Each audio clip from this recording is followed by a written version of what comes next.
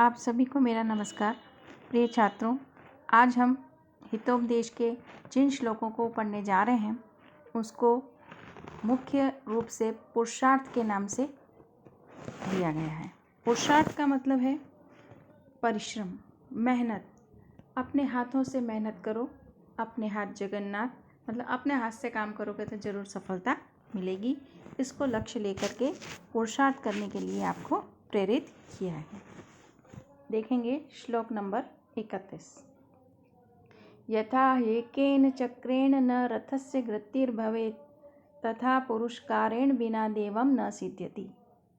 यथा हि एकेन चक्रेण न रथस्य गतिर्भवेत् तथा पुरुषकारेण विना देवं न सिद्ध्यति। यहाँ पर पुरुषार्थ के प्राधान्य का कथन किया जा रहा है। इसका अन्वय इस प्रकार होगा, यथा हि एकेन चक्रेण रथस्य गतिः न भवेत् तथा पुरुषकारेण विना देवं न सिद्ध्यति। यथा का मतलब है जिस प्रकार, एकेन चक्रेण जिस प्रकार, एक चक्र से, चक्र मतलब पहिया, किसका पहिया? रथ का। यथा हि एकेन चक्रेण रथस्य गति न भवेत्, जिस प्रकार एक पहिए से रथ की गति नहीं होती। रथ देखा है आपने? रथ में 4 पहिए होते हैं, तो क्या एक पहिए से रथ चल सकता है? नहीं। यथा हि एकेन चक्रेण रथस्य गति न भवेत्, जिस प्रकार एक पहिए से रथ की गति नहीं होती है, तथा उसी प्रकार पुरुषकारेण विना, पुरुषार्थ के बिना, देवम न सिद्ध्यति। देवम मतलब भाग्य, भाग्य सिद्ध नहीं होता है। जिस प्रकार एक पहिए से रथ की गति नहीं होती है, उसी प्रकार पुरुषार्थ के बिना भाग्य सिद्ध नहीं होता। तो किसी भी रथ की गति के लिए 2 पहिए की आवश्यकता होती है। तो कवि का कथन है कि जिस प्रकार एक पहिए से रथ की गति नहीं हो सकती, वह नहीं चल सकता। अब रथ 2 पहिए का, 4 पहिए का, कैसा भी हो सकता है, तो 2 पहिए तो होते ही हैं। तो किसी भी रथ की गति 2 पहिए से संभव होती है। तो जिस प्रकार एक पहिए से रथ की गति संभव नहीं होती, रथ नहीं चल सकता, उसी प्रकार पुरुषार्थ के बिना भाग्य फलप्रद नहीं हो सकता। यानी पुरुषार्थ और भाग्य 2 पहिए हैं, दोनों पहिए चाहिए तभी जाकर काम सिद्ध होता है। तो पुरुषार्थ के बिना भाग्य फलप्रद नहीं हो सकता। तात्पर्य है कि जिस प्रकार रथ की गति 2 पहियों से ही संभव है, उसी प्रकार जीवन रूपी रथ को चलाने के लिए पुरुषार्थ एवं भाग्य रूपी 2 चक्रों की बहुत बड़ी आवश्यकता होती है। अकेला भाग्य कुछ नहीं कर सकता।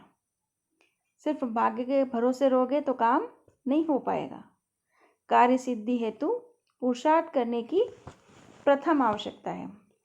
पहली बात क्या आवश्यक शर्त है? कार्य करो, काम करो, पुरुषार्थ करो, तभी आपको कार्य की सिद्धि मिलेगी। तो इस प्रकार पुरुषार्थ एवं भाग्य दोनों मिलकर मानव के कार्य साधक होते हैं। अतः मनुष्य को मात्र भाग्य भरोसे नहीं रहकर पुरुषार्थ करना चाहिए। सिर्फ भाग्य के भरोसे नहीं होना चाहिए। पुरुषार्थ परम आवश्यक है। बिना पुरुषार्थ के कार्य में सफलता नहीं मिलती।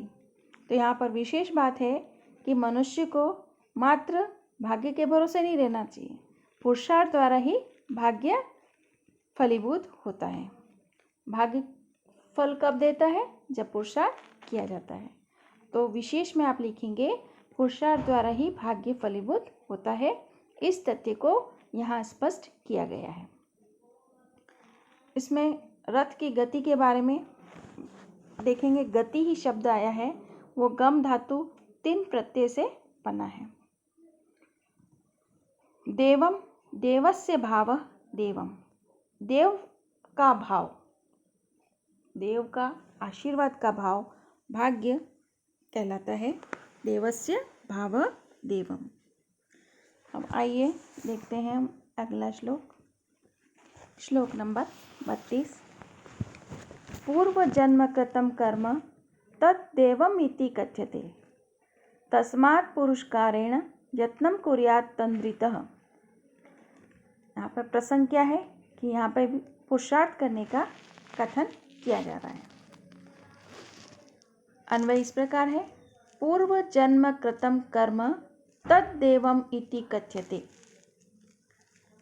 तस्मात् अतन्द्रित पुरुषकारेण यत्नं कुर्यात्। पूर्व जन्म में किए गए कर्म को ही भाग्य कहा जाता है।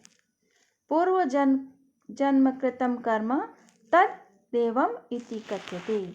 पूर्व जन्म में किए गए, कृतं मतलब किए गए, कर्म को ही भाग्य, देवम इति कथ्यते, भाग्य कहा जाता है। तस्मात् इसलिए, अतन्द्रित पुरुषकारेण यत्नं कुर्यात्। अतन्द्रित का मतलब आलस्य रहित होकर पुरुषार्थ पूर्वक प्रयत्न करना चाहिए। यहाँ पर कवि बता रहे हैं, नारायण पंडित ने बताने का प्रयत्न किया है आपको कि मानव को सतत पुरुषार्थ करना चाहिए।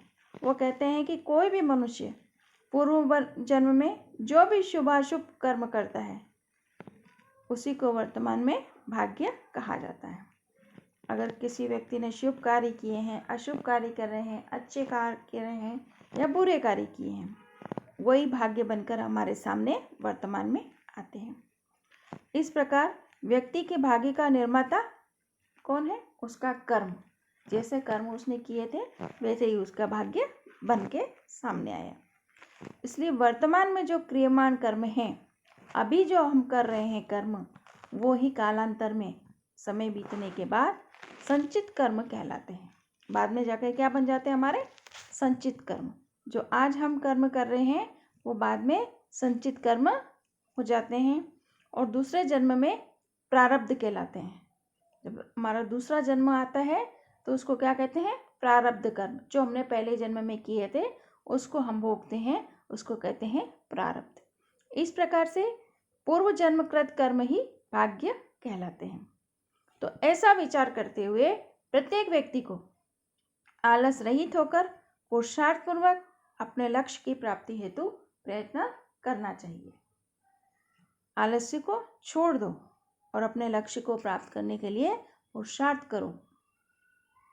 पीछे लग जाओ, काम को हाथ में लेकर पूरी मेहनत से उसको प्राप्त करने की कोशिश करो।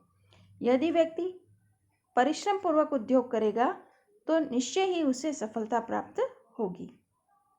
तो यहाँ पर विशेष बात क्या है कि व्यक्ति को पुरुषार्थ करने की प्रेरणा दी गई है। पुरुषार्थ जरूरी है, मेहनत जरूरी है। अपने हाथ से काम करो और अपने लक्ष्य को पाओ। जो हमने पूर्व जन्म में कार्य किए थे वही आज हमारा भाग्य बनकर सामने आया है। इसलिए इस जन्म में आप अच्छे कार्य करो, पुरुषार्थ करो और अपने लक्ष्य को प्राप्त करो। अगला श्लोक, श्लोक नंबर 33। न देवमिति संचित्य त्यजेदुद्योगमात्मनः अनुद्योगेन तेलानि तिलेभ्यो न अप्तु महर्ति। यहाँ पर पुरुषार्थ करने का प्रतिपादन किया जा रहा है। न देवमिति, देवमिति संचित्य आत्मनः उद्योगम न त्यजेत। यानी कि देवम इति भाग्य होता है ऐसा सोचकर, संचित्य ऐसा सोचकर, आत्मनः उद्योगम न त्यजेत, अपना उद्योग, अपने कार्य को छोड़ना नहीं चाहिए। देवम इति संचित्य न त्यजेत उद्योगम आत्मना, अपने उद्योग को छोड़ना नहीं चाहती कि भाग्य ही होता है ऐसा विचार कर अपने उद्योग का परित्याग नहीं करना चाहिए। अनुद्योगेन तिलेभ्य तेलानि आप्तुम न अर्हति, क्योंकि उद्योग के बिना तो तिलों से तेल भी प्राप्त करने में समर्थ नहीं हो सकते। तिल से तेल निकालना है तो भी परिश्रम करना पड़ेगा। क्या बिना परिश्रम के तिल से तेल मिल जाएगा? नहीं। तो यहाँ पर कवि कह रहे हैं कि केवल भाग्य पर विश्वास करने वाले व्यक्ति को उद्योग करने का उपदेश देते हुए कवि ने कहा है कि किसी भी व्यक्ति को भाग्य होता है, जो भाग्य में होगा वही होगा, भाग्य में होगा तो बिना परिश्रम के मिलेगा। इस प्रकार पूर्णतः भाग्य पर ही विश्वास करते हुए कभी भी अपने उद्योग का परित्याग नहीं करना चाहिए। पूरी तरह से भाग्य पर निर्भर नहीं होना चाहिए कि भाग्य में होगा तो मिलेगा, भाग्य होता है, जो लिखा होगा वही होगा, ऐसा विश्वास करके अपने कर्म का त्याग नहीं करना चाहिए, अपने उद्योग का परित्याग नहीं करना चाहिए। तो व्यक्ति को सफलता प्राप्ति के लिए निरंतर परिश्रम पूर्वक पुरुषार्थ करते रहना चाहिए। कैसे? इसका दृष्टांत देते हुए कवि बता रहे हैं। दृष्टांत मतलब उदाहरण।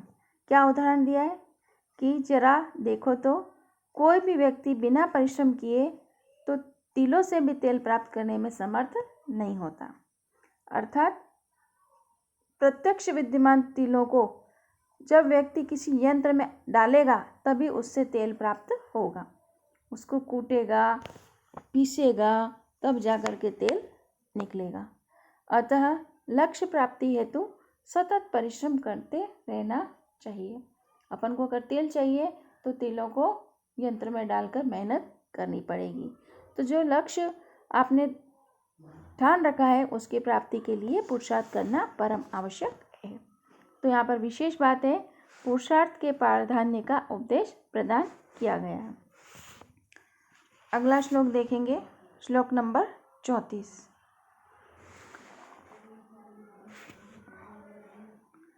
उद्योगिनं पुरुष सिंहम् उपेति लक्ष्मी देवेन देयमिति का पुरुषा वदन्ति।